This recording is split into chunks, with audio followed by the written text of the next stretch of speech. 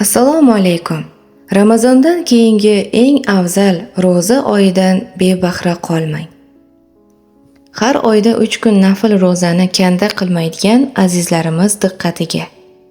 Aziz mo'min birodarlarim, mo'mina singlim, inshaalloh 28-iyun yakshanba kuni hijriy taqvim bo'yicha Muharram oyining 13-sanasiga to'g'ri keladi.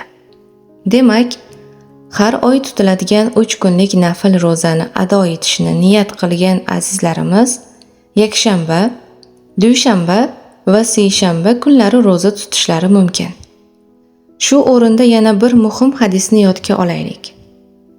Rasululloh sallallohu alayhi vasallam marhamat qilganlar: Ramazondan keyingi eng afzal ro'za Allohning Muharram oyidagi ro'zadir.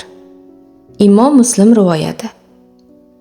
Shunday ekan, bu muborak oyda nafl ro'za tutish imkoniyatini qo'ldan boy bermaylik. Muhim eslatma: kimdir uzrli sabab bilan aynan 13, 14 va 15 kunlari ro'za tuta olmasa, xafa bo'lmasin. Chunki oyning qolgan kunlaridan istalgan 3 kunida ham nafl ro'za tutsa, bu sunnatni ado qilgan hisoblanadi.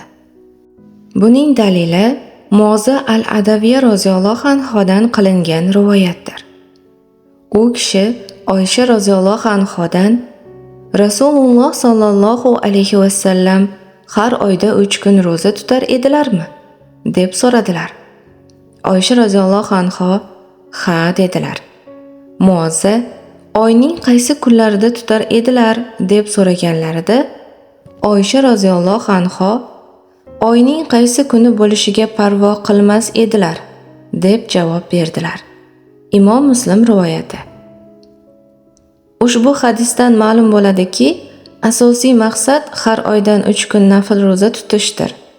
Agar oyning o'rtalarida tutish imkoni bo'lmasa, oyning boshqa kunlarida ham bu sunnatni ado qilish mumkin. Alloh taolo barchamizni ushbu fazilatli amallarga muvaffaq qilsin. Amin.